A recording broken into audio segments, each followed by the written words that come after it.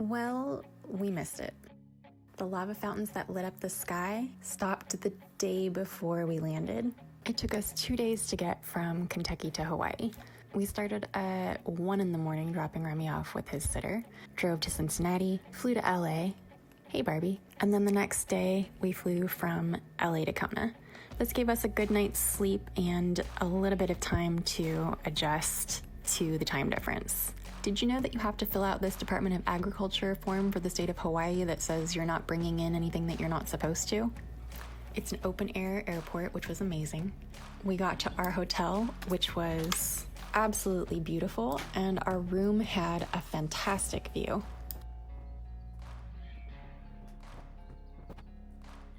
There was an observation deck to view the manta rays, and really, this is the moment where our trip started. Staring in awe at the lava that made up the coastline. And see those boats? In just a few days, we'd be climbing aboard for one of the most surreal nights of our lives, snorkeling with manta rays under the stars.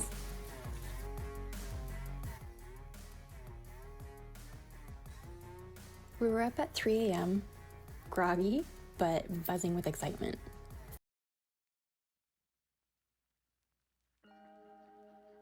Sun. We did make it just in time to see the lava still glowing in the early morning light. It was quiet, powerful, and totally surreal. Like the island was still dreaming. Oh, and it was cold.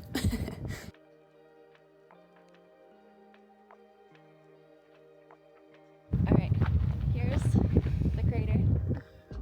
It's really cold. It's 55, but here we are.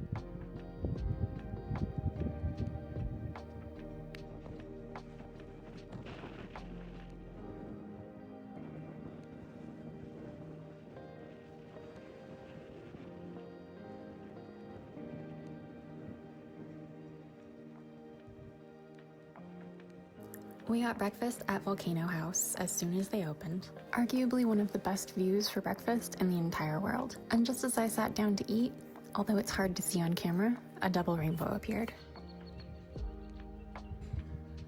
It was like a gift for people who take the time to look up. It's wild to think that this, which looks like a regular jungle road, is actually built on what used to be fire. And the lava didn't just shape the land, it carved secret passageways beneath it. In 2.5 miles, the destination is on your right, Thurston Lava Tube from Devastation Trailhead Hike. Walking down to the Thurston lava tubes felt like walking into Jurassic Park, like we had wandered into a prehistoric jungle. There were massive ferns everywhere, like fern trees. The temperature changed, the air was cool and wet. For the nerds out there, lava tubes are basically a tunnel that forms when the top layer of lava hardens, but the lava underneath keeps flowing. Eventually it drains out and leaves behind this hollow cave. What'd you say? Yeah, I have to do one time. Okay, that's like very low there. That's kind of crazy. You have to really pay attention.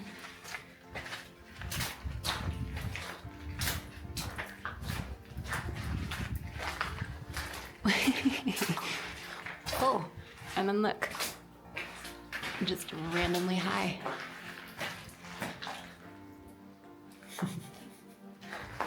What more trick is that? I don't know.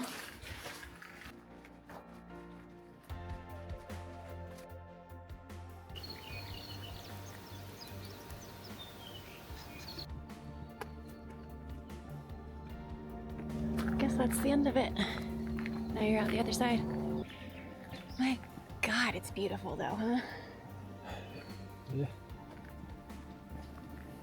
And if you know me, you know I had to go on as many trails as I was physically able to, considering that I was still recovering from my hamstring injury and had to get upside down and my hands in the mud.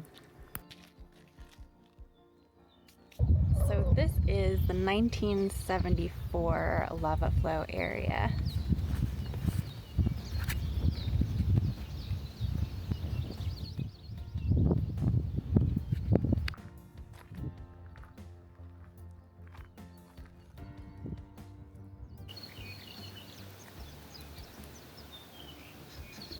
Walking out onto the hardened flows was otherworldly. It was cracked and sharp, smooth in some places, like poured paint left to dry in the wind.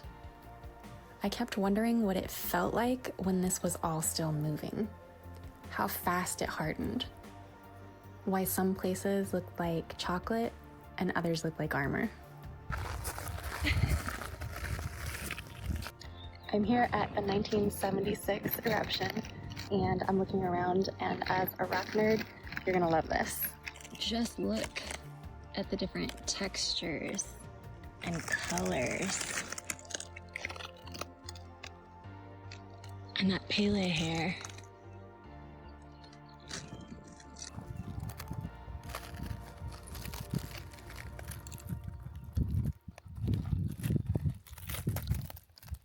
The absolute coolest thing to see in person. This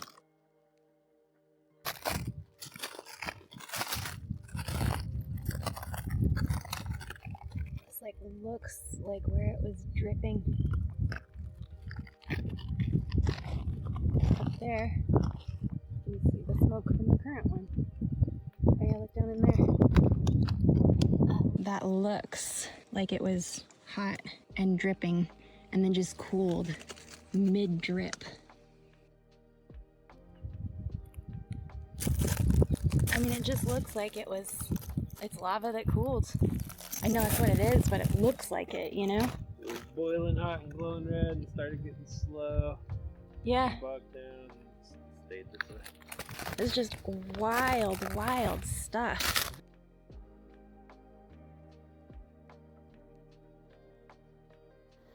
Is that not just the coolest thing you have ever seen? For scale, my hand, I think that's a lava tube. Just like the Thurston lava tube, but tiny, tiny. Look how vivid and bright blue that is. As we continued down Chain of Craters Road, we made a few stops at different craters. Each told a slightly different story of eruption and a moment in time. I don't know if you can tell on camera, but there's steam coming out of this crater right at the very bottom there. And I would say maybe that steam is good for the greenery because all above it is green and a lot of this over here is not. That's pretty cool. Eventually the road curved towards the coast again, winding past old flows. The earth still looked raw, reshaping itself. Every mile felt like a drive through geologic time. The farther we drove, the more the landscape opened up, and suddenly it felt like we were on the edge of the world. All right, we are driving down Chain of Craters Road towards the Hōlei Sea Arch, and this is where we have stopped. Take a look at this viewpoint. Let me turn it around. Hold on. There we go. First of all, we've got all of this like classic looking lava where it just looks like it flowed and cooled. And then way out there is the whole Kona coastline. Or no, this is the southern coastline. And just ocean. Just an incredible amount of ocean, which I hear it sounds stupid, but it is. Just an incredible. You see kind of a storm out there on the ocean.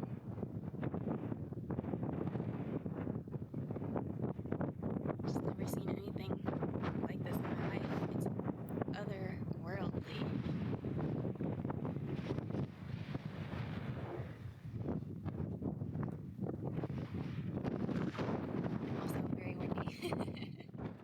Here the cliffs dropped away into the crashing waves, and the blue took my breath away.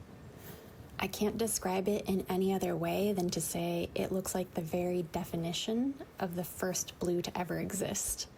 Like someone had squeezed a tube of blue paint out, and that was the ocean. And the sea arch was absolutely amazing. It looks like there's a face at the top. You can't tell me otherwise. Like some ancient spirit of the sea had carved itself into the lava to keep watch over the waves.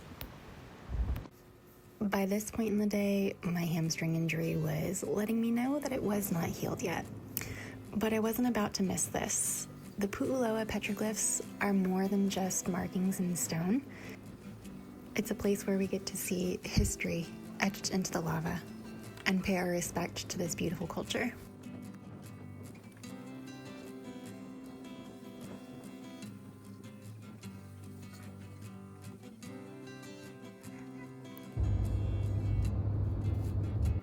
I was amazed at how much life was growing from those steam vents.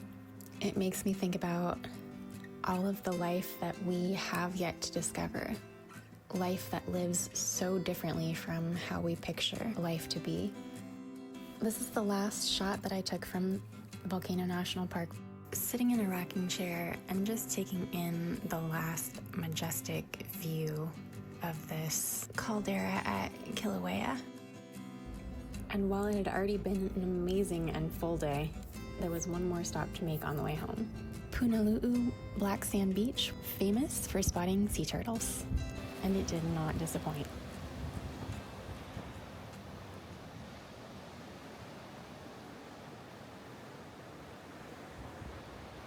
Not only was there a sea turtle beached, oh, he's moving. but there were probably 5 or 7 in the surf. Hi, little friend. He's right there.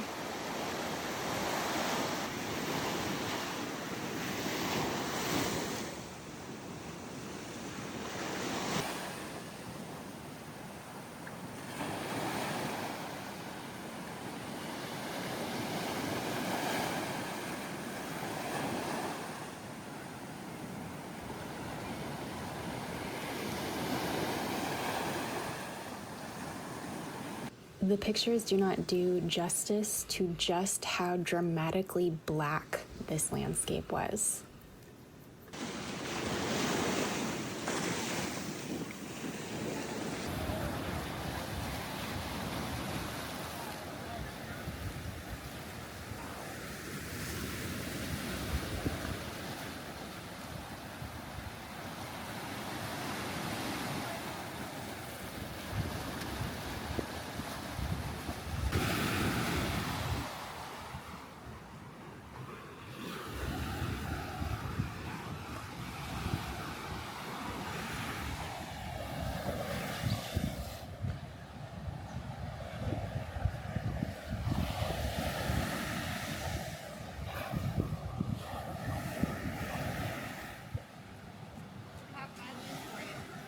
What?